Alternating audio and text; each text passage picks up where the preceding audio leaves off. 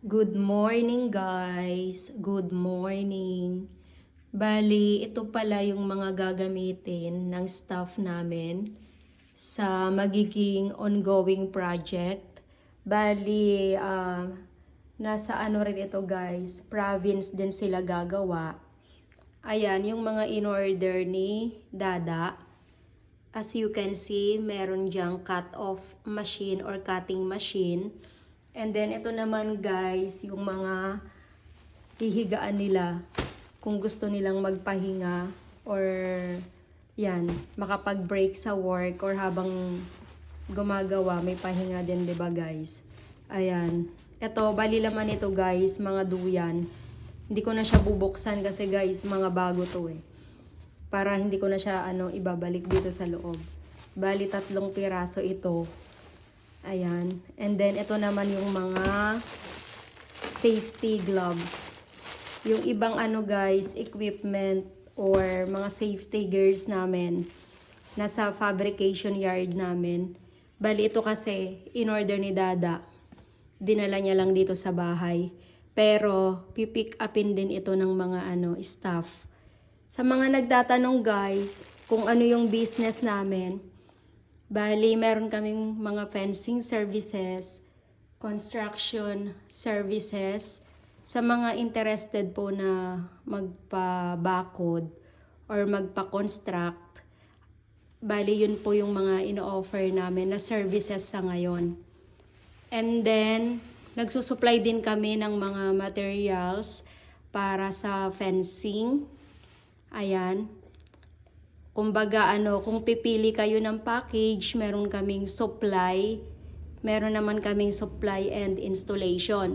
Kasi guys, yung iba parang ang gusto lang nilang i-avail, minsan yung supplies lang, construction supplies.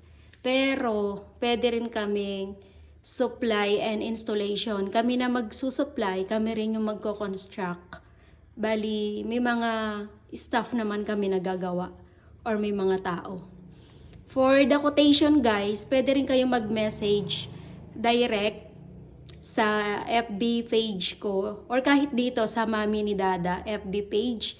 Pero meron din kaming FB page para sa 15D hardware and construction supplies. 15D construction guys, bali yon.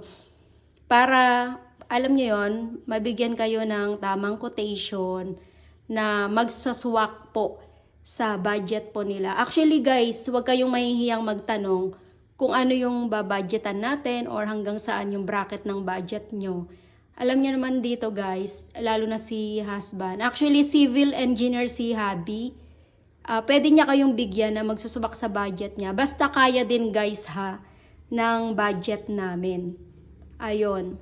Kumbaga basta kakayanin, pwede nating ibigay. Syempre, guys, 'di ba? Alam natin na bawat tao ay nagbabudget din talaga. Yun lang guys, yung ko sa inyo, update ko sa inyo ngayong umaga. Yan, tungkol dyan. Yun guys, kung may tanong kayo, pwede rin kayong mag-direct message sa Mami ni Dada. Thank you guys also for following me, for watching my nonsense vlog, nonsense. Yun guys. Thank you sa mga followers ko.